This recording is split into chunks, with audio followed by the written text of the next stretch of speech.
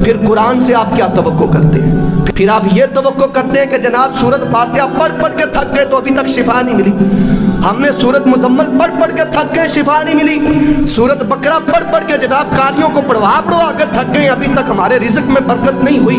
جب جس نے قرآن نے برکت دینی تھی اس کو تو ہم نے آج تک اس کے گھر سے زالے نہیں اتارے، اور جس تعلیم نے ہمیں بغیرت اور انتہا تک پہنچا دیا ہے وہ تو روز صفائی کر کے ہم بھیجتے ہیں، وہ تو روز بچوں کی پوری کر کے بھیجتے ہیں، اور وہ ماں تعلیم خود بیٹھ کے گھر میں دے رہی ہوتی ہے، اور 2 دن تعلیم نہ دے تو ماں کی بھی ڈانٹ ڈپٹ ہوتی ہے۔ آپ کرتے ہیں، سب کرتے ہیں۔ خدا کے لیے قرآن پاک کو اتنا پسے پشت مت ڈالیں۔ بتا یار تیری الماری میں جو قرآن پڑا ہے وہ کب سے بند ہے؟ کتنے دن ہو گئے تو نے ابھی تک قرآن نہیں کھولا؟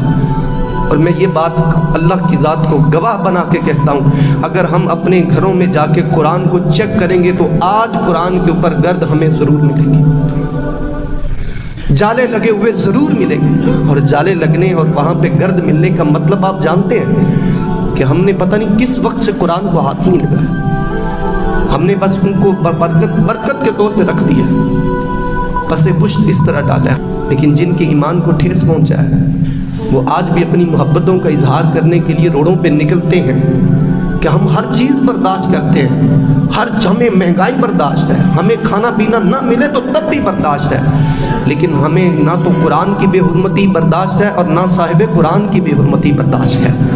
ہم قرآن کے لیے بھی ہر وقت حاضر ہیں اور صاحب قرآن کے لیے بھی ہر وقت حاضر ہیں۔ یہ وہ قرآن ہے جس کے بارے میں میرے محبوب نے ارشاد فرمایا، لوگوں یہ جس کے سینے میں ہوگا، فرمایا قیامت کا دن ہوگا، اللہ فرمائے گا کہاں ہے وہ جس کے سینے میں قرآن ہے؟ وہ لوگ سامنے آ جائیں گے جن کے سینے میں قرآن ہے، اللہ فرمائے گا اپنا پورا قبیلہ لے، پورا کنبہ لے، اور ایک حدیث پاک میں تو 10 لوگوں کا 10 قبیلوں کا ذکر ہے، وہ لوگ جن پر جہنم واجب ہو چکی ہے، فرمایا ان لوگوں کو ساتھ لے اور قرآن کی الحمد سے شروع ہو جا اور جنات کے درجات کو کراس کرتا جا۔ قرآن کی برکت یہ ہے کہ جہاں من الجنت والناس ہوگی وہ جنت میں تیرا آخری مقام بن کے آئے گا۔ قرآن کا ایک اعجاز ہے کہ وہ ہر چیز سے منفرد نظر آتا ہے، منفرد ہے۔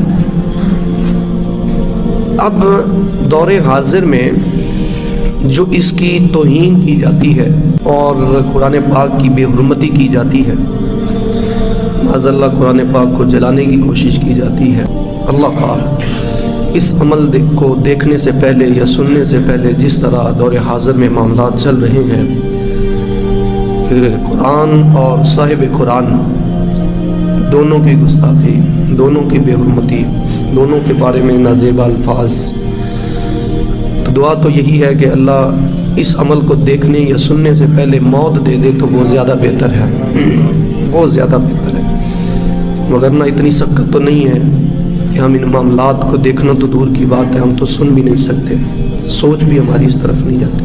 ہاں آپ کے پاکستان میں قرآن کو نصاب سے نکال دیا جاتا ہے، جہاں ہمارے بچے سورۃ التوبہ کی یا جہاد کی یا دیگر چیزوں کی آیتیں قرآن کی مدرسے اسکول میں جا کے تلاوت کرتے تھے، جب اس نصاب سے قرآن کو نکال دیا جائے گا تو ہمارے بچوں کے دلوں میں قرآن کی محبت نہیں پیدا ہوگی۔ یہ آج کل ایک کہانی مسٹر چکس، نہ جانے وہ کون کمینہ انسان ہے، ہم نہیں جانتے، مسٹر چکس آپ کے بچوں کی کتابوں میں کیوں پڑھائی جاتی ہے؟ اس نے کوئی 90 لاکھ کو کلمہ پڑھایا ہے، اس کی کہانی پڑھائی جاتی ہے؟